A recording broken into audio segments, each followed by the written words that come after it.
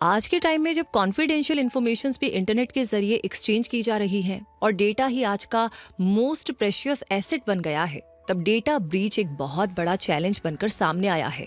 Data breach को अक्सर data leak भी कह दिया जाता है। दोनों में ही डेटा या इन्फॉर्मेशन गलत जगह पर पहुंच जाती है। लेकिन डेटा लीक तब होता है जब हमारी इन्फॉर्मेशन गलती से सिस्टम से बाहर चली जाती है, जैसे अनजाने में डेटाबेस का खुला रह जाना और उससे जानकारियां लीक हो जाना। वहीं डेटा ब्रीच में कोई आउटसाइडर बिना परमिशन के ही डेटा को चुरा लेता है, जैसे कि हैकर करते हैं।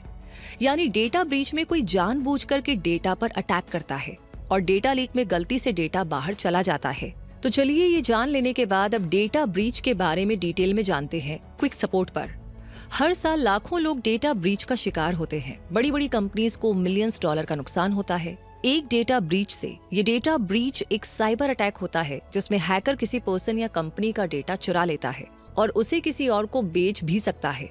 बहुत सी बड़ी कंपनियां हैकर्स के निशाने पर होती हैं क्योंकि उनके पास बहुत सारा डेटा होता है जिसमें लाखों लोगों की पर्सनल और फाइनेंशियल इंफॉर्मेशन होती है, जैसे लॉगिन पासवर्ड और क्रेडिट कार्ड का नंबर। इस डेटा को चोरी करके हैकर इसे डार्क वेब पर बेच सकते हैं और फिर इसका इस्तेमाल पहचान की चोरी, फ्रॉड और इल्लीगल एक्टिविटीज में किया जा सकता है। कंपनीज का डेटा चुराकर हैकर्स उसे वापस करने के लिए फिरौती भी मांग सकते हैं और हैकर्स कंपनीज को नुकसान पहुंचाने के लिए भी उनके डेटा का इस्तेमाल कर सकते हैं, जैसे उनकी वेबसाइट्स को बंद करना या उनकी सर्विसेज को इंटरप्ट करना। साल 2013 में याहू का डेटा लीक हुआ था, जो शायद इतिहास का सबसे बड़ा डेटा लीक था। हैकर्स ने कंपनी के कुकी सिस्टम में एक कमी का फायदा उठाकर 3 बिलियन याहू यूजर्स के नाम, बर्थ डेट, ईमेल एड्रेस और पासवर्ड चुरा लिए थे। और 2021 में हैकर्स ने यूनाइटेड स्टेट्स के largest fuel pipeline operator colonial pipeline के सिस्टम में रैंसमवेयर अटैक किया था, जिसके चलते कंपनी को अमेरिका के पूर्वी तट में 45% फ्यूल की सप्लाई करने वाली पाइपलाइन को बंद करना पड़ा था। ये डेटा ब्रीच कई तरीकों से हो सकता है, जैसे नंबर 1 पर है पासवर्ड का चोरी होना। अगर किसी का पासवर्ड चोरी हो जाए तो उस पर्सन की प्राइवेट इंफॉर्मेशन को ऑनलाइन देखना हैकर्स के लिए काफी आसान हो जाता है। इसलिए हैकर्स लोगों के पासवर्ड चुराने के लिए कई तरीके अपनाते हैं, जैसे ब्रूट फोर्स अटैक, जिसमें हैकर पासवर्ड का अनुमान लगाने के लिए कई अलग अलग कॉम्बिनेशन आजमाते हैं। ये तरीका तब इफेक्टिव हो जाता है जब लोगों के पासवर्ड कमजोर होते हैं। और man in the middle attack, जिसमें हैकर 2 लोगों के बीच के कम्युनिकेशन को रोकते हैं और उनके द्वारा शेयर किए गए डेटा को चुरा लेते हैं। ये तरीका तब असरदार होता है जब लोग इनसिक्योर नेटवर्क पर लॉगिन करते हैं। नंबर 2 पर है मैलवेयर अटैक। ये एक ऐसा सॉफ्टवेयर होता है जिसे जानबूझकर के इसलिए बनाया गया है ताकि किसी पर्सन या कंपनी के कंप्यूटर, फोन और नेटवर्क को नुकसान पहुंचाया जा सके। ये मैलवेयर आपके डेटा को चुरा सकता है, आपके कंप्यूटर को स्लो कर सकता है या आपके सिस्टम को पूरी तरह से खराब कर सकता है। ये कई तरह के होते हैं, जैसे वायरस जो कि फाइल्स में फैलकर के नुकसान पहुंचाते हैं। वर्म नेटवर्क पर फैलता है और सिस्टम को स्लो करता है। ट्रोजन हॉर्स वैलिड सॉफ्टवेयर जैसा दिखाई देता है, लेकिन सिस्टम में दूसरे मैलवेयर को डाउनलोड और इंस्टॉल भी कर सकता है। रैंसमवेयर डेटा लॉक करके फिरौती मांगता है और क्रेडिट कार्ड या बैंक डिटेल्स चोरी होने से लोगों के बैंक अकाउंट खाली हो सकते हैं। स्पाईवेयर आपकी एक्टिविटीज की जासूसी करता है और आपकी पर्सनल इंफॉर्मेशन जैसे पासवर्ड, फोटो और मैसेज हैकर्स तक पहुंचा सकता है। नंबर 3 पर है सोशल इंजीनियरिंग अटैक। इस तरह के अटैक में हैकर लोगों को अपनी बातों में फंसाकर धोखे से उनकी पर्सनल या कॉन्फिडेंशियल इंफॉर्मेशन हासिल कर लेते हैं। ये information password, credit card number और बैंक अकाउंट की इंफॉर्मेशन हो सकती है, जिसे लेकर हैकर लोगों के अकाउंट्स में लॉगिन कर सकते हैं और कंपनीज के नेटवर्क में एंटर होकर इलीगल एक्टिविटीज भी कर सकते हैं। इसका बहुत कॉमन एग्जाम्पल है हैकर का खुद को बैंक एम्प्लॉय बताकर आपको फोन करना और आपसे आपके बैंक अकाउंट की सारी डिटेल्स को मांगना। नंबर 4 पर है सॉफ्टवेयर में कमियां। इस तरीके की डेटा ब्रीच में सॉफ्टवेयर में कमियां या वल्नरेबिलिटीज रहती हैं, जो सॉफ्टवेयर के कोड में मिस्टेक्स की वजह से होती हैं। इसका फायदा उठाकर हैकर एक्सप्लॉइट टेक्निक का इस्तेमाल करके सिस्टम में एंटर हो सकते हैं। उसके बाद वो आसानी से मैलवेयर इंस्टॉल कर सकते हैं और ये मैलवेयर डेटा भी चुरा सकता है, सिस्टम को नुकसान भी पहुंचा सकता है और इलीगल एक्टिविटीज भी कर सकता है। नंबर 5 पर है फिशिंग के जरिए डेटा ब्रीच करना।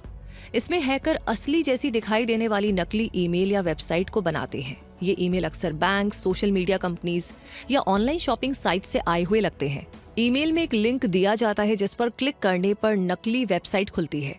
वेबसाइट पर पर्सनल इंफॉर्मेशन जैसे कि पासवर्ड, बैंक डिटेल्स या क्रेडिट कार्ड नंबर आपसे मांगा जाता है और ये इन्फॉर्मेशन डालते ही ये हैकर के पास पहुंच जाती है, जिसका वो मिसयूज करता है। फिशिंग ईमेल में वायरस वाली फाइल्स या अटैचमेंट भी हो सकते हैं, जिन्हें ओपन करने पर कंप्यूटर में वायरस आ जाता है, जो पर्सनल इन्फॉर्मेशन को चुरा सकता है और हैकर को आपके कंप्यूटर का रिमोट कंट्रोल दे सकता है। हैकर टेक्स्ट मैसेज या सोशल मीडिया मैसेज के जरिए भी फिशिंग करते हैं। नंबर 6 पर है इनसाइडर थ्रेट। कई बार किसी कंपनी के अंदर के लोग ही डेटा को लीक कर देते हैं। ऐसा वो पर्सनल प्रॉफिट के लिए भी कर सकते हैं और बदला लेने की भावना से भी कर सकते हैं। ये डेटा ब्रीच कोई अचानक हो जाने वाला प्रोसेस नहीं होता, बल्कि एक प्लान्ड प्रोसेस होता है, जिसमें हैकर कई स्टेप्स को पूरा करते हुए डेटा चुराते हैं। और डेटा ब्रीच प्रोसेस के स्टेप्स ये होते हैं। Step number 1, reconnaissance and vulnerability assessment, यानी पहचान और कमजोरी ढूंढना। डेटा ब्रीच की शुरुआत तब होती है जब कोई हैकर किसी सिस्टम की डेटा की सिक्योरिटी में कोई कमी ढूंढता है और कमी मिलते ही वो उसका फायदा उठाने के तरीकों का एनालिसिस करता है। स्टेप नंबर 2 है इनिशियल अटैक, यानी शुरुआती हमला। अगर नेटवर्क पर हमला करना है तो हैकर सिस्टम की कमजोरियों का फायदा उठाता है। अगर सोशल इंजीनियरिंग अटैक है तो वो गलत ईमेल या ऐसे किसी दूसरे तरीके से लोगों को अपने ट्रैप में फंसाता है। स्टेप नंबर 3 है प्रिविलेज एस्केलेशन, यानी अंदर घुसना और पावर बढ़ाना। एक बार सिस्टम के अंदर पहुंचने के बाद हैकर ऐसे तरीके अपनाता है जिससे उसके पास सिस्टम का ज्यादा कंट्रोल आ जाए। इसे प्रिविलेज एस्केलेशन कहते हैं। स्टेप नंबर 4 है डेटा एक्सफिल्ट्रेशन, यानी डेटा की चोरी। इस स्टेप में हैकर कंप्यूटर, डिवाइस, ऐप या डेटाबेस से डेटा को कॉपी या ट्रांसफर करता है, सेंसिटिव डेटा को चुराता है और उसे अपने कंट्रोल में ले लेता है। स्टेप नंबर 5 है कवरिंग ट्रैक्स, यानी सबूत मिटाना। डेटा ब्रीच के आखिर में हैकर अपने सारे निशान मिटा देता है ताकि वो पकड़ा न जाए। इसमें वो ऑडिटिंग फीचर्स बंद करने, लॉग फाइल्स में चेंजेस करने जैसे काम कर सकता है। और इस तरह इन 5 स्टेप्स को पूरा करते हुए एक हैकर डेटा ब्रीच को अंजाम देता है। इस पूरे प्रोसेस में हैकर अलग अलग टूल्स और टेक्निक्स का इस्तेमाल करता है। और अगर डेटा ब्रीच से बचाव करना है तो कंपनी और यूजर्स को बचाव के तरीके तो अपनाने ही चाहिए, जैसे ये तरीके। नंबर 1 पर है मजबूत पासवर्ड और मल्टी फैक्टर ऑथेंटिकेशन। कंपनीज के एम्प्लॉयज और यूजर्स सभी कॉम्प्लिकेट पासवर्ड बनाने की आदत डालें, जिसमें लेटर्स, नंबर्स और सिंबल्स शामिल हों। सिक्योर पासवर्ड रखने के लिए पासवर्ड मैनेजर का यूज करना भी सीखें और हर एक अकाउंट के लिए अलग और मुश्किल पासवर्ड बनाएं। जिन अकाउंट्स में जरूरी हो वहां मल्टी फैक्टर ऑथेंटिकेशन का ऑप्शन ऑन करें ताकि हैकर्स के लिए अकाउंट्स में एंटर होना आसान न रह पाए। नंबर 2 पर है सिक्योरिटी अपडेट्स और सिक्योर ब्राउजिंग। कंपनीज और यूजर्स सभी अपने कंप्यूटर और सॉफ्टवेयर को हमेशा अपडेट रखें तो हैकर्स के लिए उसमें घुसने की कोशिश करना मुश्किल हो सकता है। केवल सिक्योर वेबसाइट ही यूज करें जिनमें HTTPS लिखा हो। कंपनीज अपने एम्प्लॉयज को ट्रेन करे ताकि वो अननोन लिंक्स और डाउनलोड्स को अवॉइड करके हैकर्स के चंगुल में फंसने से बच सकें और यूजर्स भी ऐसे लिंक्स और फाइल्स को ओपन ना करें। नंबर 3 पर है थ्रेट से प्रोटेक्शन। कंपनीज को चाहिए कि वो अपने एम्प्लॉयज को ऑनलाइन थ्रेट्स के बारे में एजुकेट करे और लगातार ट्रेनिंग सेशंस कंडक्ट करके अपने एम्प्लॉयज को साइबर अटैक के हर तरीके से बचाव करना सिखाए। और इंटरनेट यूजर्स भी फिशिंग से बचे और पब्लिक वाईफाई का सेफ यूज करे, जिसमें अपनी कोई भी सेंसिटिव इन्फॉर्मेशन शेयर ना करे। इसी तरह सोशल मीडिया पर अपनी पर्सनल इन्फॉर्मेशन भी शेयर करने से हमेशा बचना चाहिए। नंबर 4 पर है डेटा बैकअप। कंपनीज को अपनी जरूरी फाइल्स की कॉपी बना करके रखनी चाहिए, जिसे डेटा रेप्लिकेशन कहते हैं। इस कॉपी को एक्सटर्नल हार्ड ड्राइव और क्लाउड स्टोरेज में रखा जा सकता है। डेटा ब्रीच होने पर क्या करना है इसके बारे में पहले से सोच लेना भी जरूरी है। इसे डिजास्टर रिकवरी प्लान कहा जाता है।